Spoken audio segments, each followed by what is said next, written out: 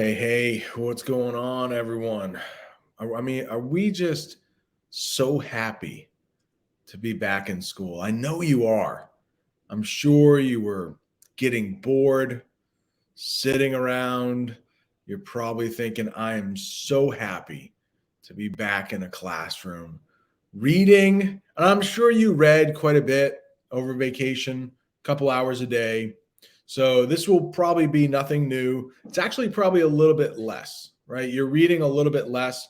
We'll read about 20 minutes in class today, which is probably less than what you've been reading at home, which is good. But let's get into Bang. I don't, if you remember, that's great. Maybe we had that discussion, but I totally forgot. It's been so long. So I just kind of looked back over the last couple of pages and like, oh yeah. It just took a minute, but maybe this will be helpful for you. Remember, Rowan was going to be meeting Charlie like she normally does, and Jules is going to be there with her. Now I've read this book many years ago, so I've forgotten some details, and I had a prediction that I think we're going to find out is wrong. So I think so. I don't want to say too much, but we can read a little bit here. I'm not happy about this, and I have to say, boobs. Excuse me, a couple times today. I'm not happy about that. It could be worse. Take some water. It is cold and allergy season. I hope you're not dealing with allergies like I am. But yeah, let's get right into this and we'll talk about Crash, picking right up where we left off right before vacation. Chapter 23. 5 things Rowan rocks at. 1, writing fake notes from our mother. 2, disrespecting my love. Remember, she had to buy coffees for everyone one morning for disrespecting. Now, if you remember, we'll go back and review here. I think it was right when Jewel said, you should pretend your pillow is me. Like, there's a reason to laugh. That's a good reason to laugh. So, disrespecting her love. 3, being on time. 4, flying under the radar.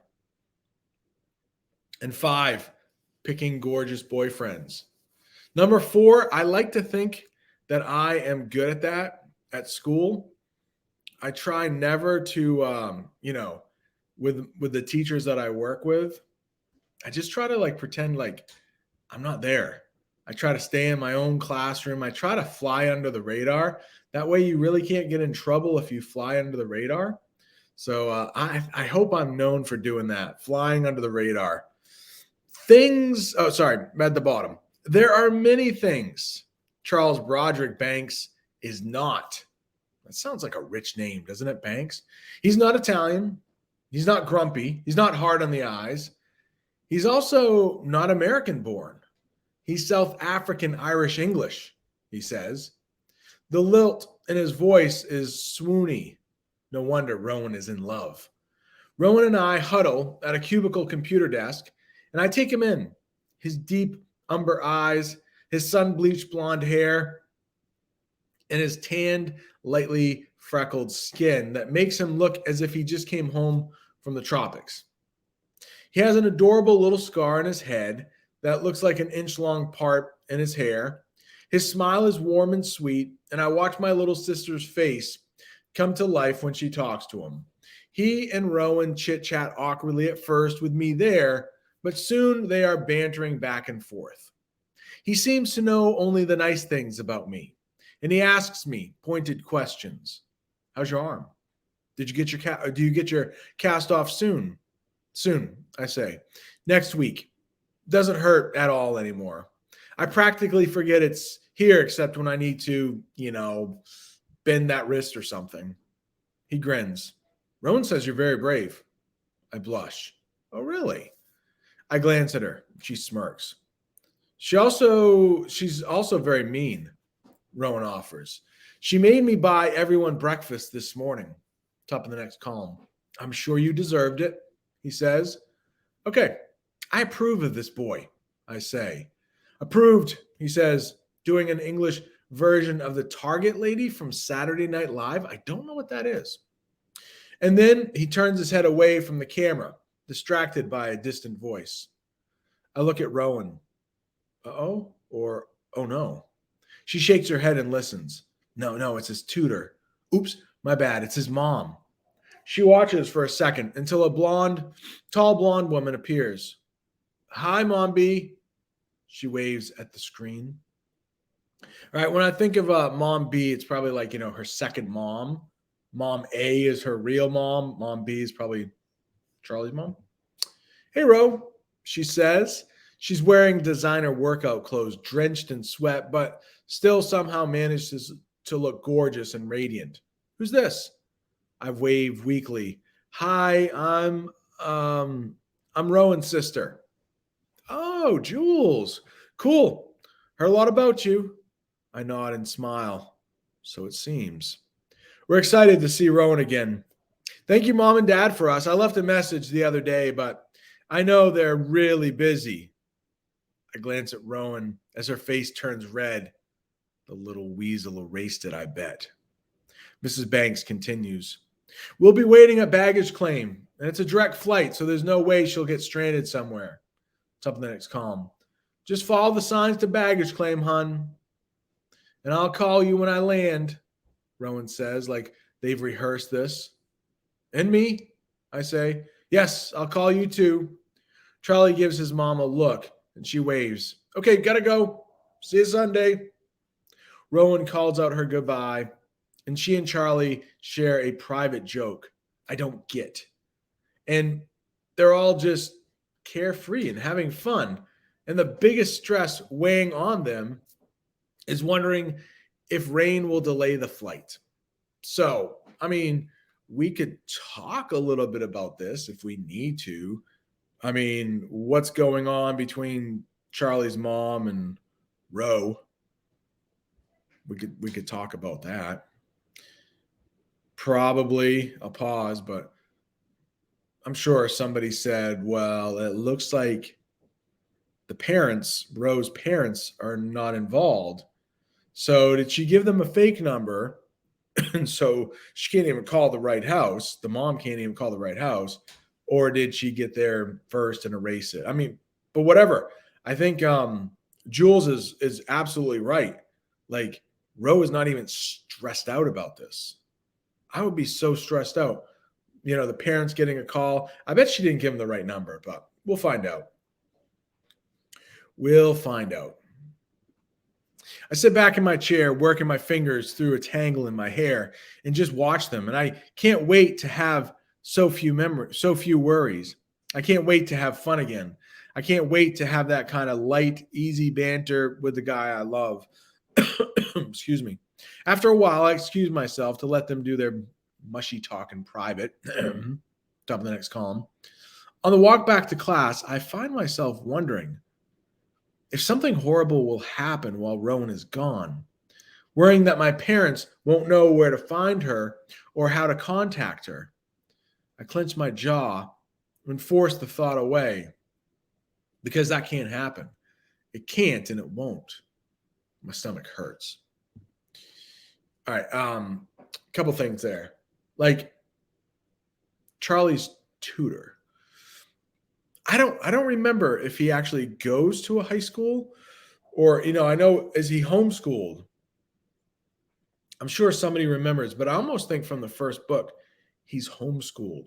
So my idea of the school shooting happening at his school would be impossible if he's homeschooled.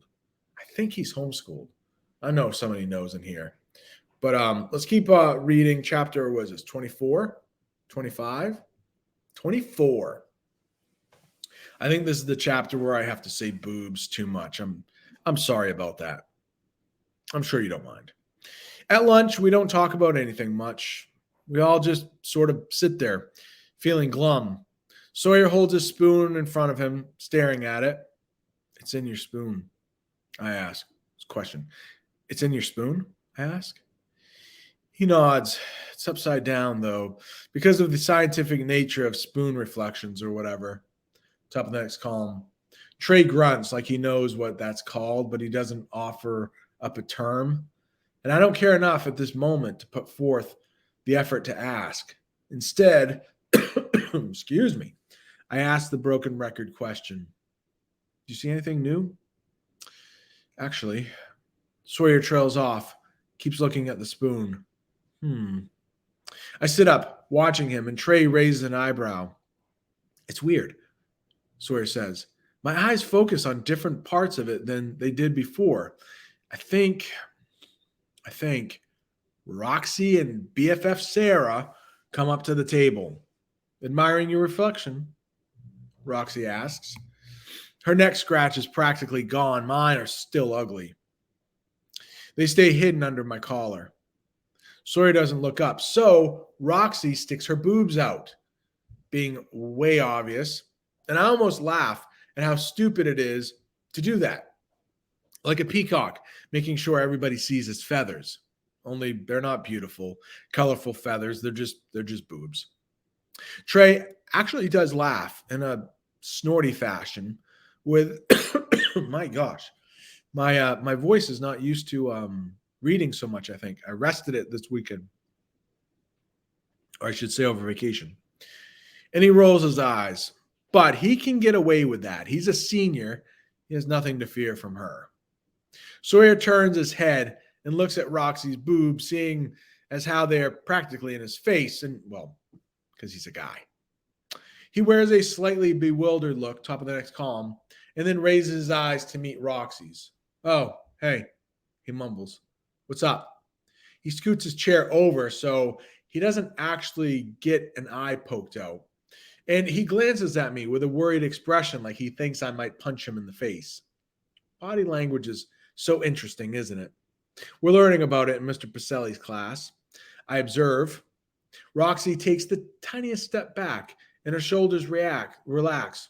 Not much. Just haven't seen you in a while. The boobs deflate slightly, which makes me stop worrying about one of them accidentally bursting. And neither Roxy nor BFF Sarah so much as glances at me. But they both look at Trey and Sawyer. I smile at Sawyer when he catches my eye and he relaxes. And it's weird. I think I'm supposed to be jealous, but I'm not. I don't think I'm very good at being a stereotypical girl. I've been pretty busy, Sawyer says coolly. He shrugs and takes a small bite of his burger. Attack anyone today? Well, let me tell you, Roxy says, ignoring his disdain. She shoves her butt against Sawyer in an attempt to get him to slide over so she can share the edge of his chair. He stops chewing but doesn't move over, leaving Roxy and her butt hovering weirdly, top of the next column. I just keep watching, and it's like I'm invisible or something, like I'm not even there. I glance at Trey, who's now finishing up his lunch and ignoring the girls. Can you see me? I ask him. He looks, narrows his eyes. Only if I squint really hard. I nod. That's what I thought. It's kind of a cool superpower, if you ask me, invisibility. Yeah, you're right. Right, Roxy?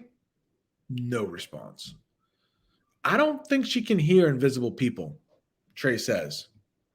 I shrug. So that's 2 superpowers for me, if you really think about it. Trey chugs down the rest of his iced tea, wipes his mouth with his napkin. I'll give you that. Thanks. Who's the other one again? I glance up. It's BFF Sarah. BFF is her first name? Yes. Yes, it is. Interesting. Not much different from a name like JT or RJ or CJ, except there's no J. True. Top of the next column. Sarah turns sharply and frowns at us. You guys are beyond weird. My eyes open wide. You can see me. She shakes her head, disgusted, and tugs at Roxy, who, after being denied, is now leaning over the table, talking to Sawyer about spring fling, which is like prom, but not really, because it's only for freshmen and sophomores, and it's lame. So, you want to go with me? Roxy asks him. I got my license. I'll pick you up. Rox, It'll be like old times, We can make out behind the bleachers like when we were a couple. She's speaking really loudly. Oh, I mean, like the worst, right? Like these two ladies, these two young ladies, are definitely trying to make Jules jealous. And Trey and Jules have that awkward conversation, talking like Roxy and BFF Sarah aren't really there. That would be pretty funny to witness. So, were they really a couple or not? Did they really make out behind the bleachers or whatever? Where are we? Roxy, what the heck? All right, top of right here. And finally, the jealousy factor kicks in. And it kicks in hard because I don't know what she's talking about. Roxy, what the heck? Sawyer begins, and I hear anger in his voice. I stand up, and push my chair back, the heat rising to my face. Trey touches my arm. I think we need to just sit and watch this, don't you? BFF Sarah crosses her arms, bored. Roxy smiles at Sawyer. Sawyer looks at me, his lips parted, eyes apologetic. Please don't go, he says. I sit down again. Yeah, I say to Trey. You're right. Top of the next column. But I can't concentrate on what anybody else is saying right now because all I see is Sawyer and Roxy making out behind the bleachers. And I feel like a stupid fool because I thought somehow Sawyer would have waited for me like I waited for him. I thought our first kiss was our first kiss, and it's not. It was just my first. And even though it's ridiculous for me to expect that he hasn't kissed anybody else because we're 16, for crying out loud, still makes my throat ache. When I can focus, I watch BFF Sarah grow impatient and walk away. All right, so at least one person's gone from Roxy. It's just her against like 3 people, pretty much. Top of the next column. And I see Sawyer's mouth moving, and I see Roxy scowling and getting angry, but I can't comprehend anything. After a minute, I look at Trey. I really need to go. I say in a low voice, if you leave now, she'll feel like she won something. Just stay here, talk to me, ignore them. She's looking to get a rise out of you, so don't let her. You and Sawyer will work this out. He's a good guy, remember? I know, but he made out with Roxy. He was a couple with her. How did I not know this? Maybe because I'm a freaking outcast. Pretty stinking likely. So, about that other thing, Trey says. Top of the next column. Keeping my gaze locked on his. Let's meet up after school and do the library again. I need to do some research for a term paper anyway. Sound good? Sure, I say, my voice hollow. They're talking about me now. I stare at Trey, and he keeps talking. And then he laughs. And I think it's because Roxy just suggested Sawyer was gay and having a secret relationship with Trey, and I was acting as his beard. Okay. I don't know the term beard, but sure, with context clues, I think we could probably figure that out, right? Like Jules is just pretending to be his girlfriend, I think, to keep his secret safe. All right, I'm still not convinced that Sawyer and Roxy had a relationship at all. Maybe that's why she doesn't know. But all right, let's keep reading. I can't help it. I have to tune in. Sawyer looks hard at Roxy for a long moment, and then he says, yes, okay, I admit it. I'm gay. I'm in love with Trey. Roxy stares at him. You are not. All right, now that's the problem with Roxy's story, and with a lot of people who are like Roxy, as like he just gave her what she wanted. Like she was trying to make him feel uncomfortable. So he's like, yeah, you're right. And now she's changing the story. All right. That's a good place. Whoa, 19 minutes and 44 seconds. That's a good place for us to stop. If you have any questions, answers, comments, I'd love to hear it. If not, we'll get into something else. All right.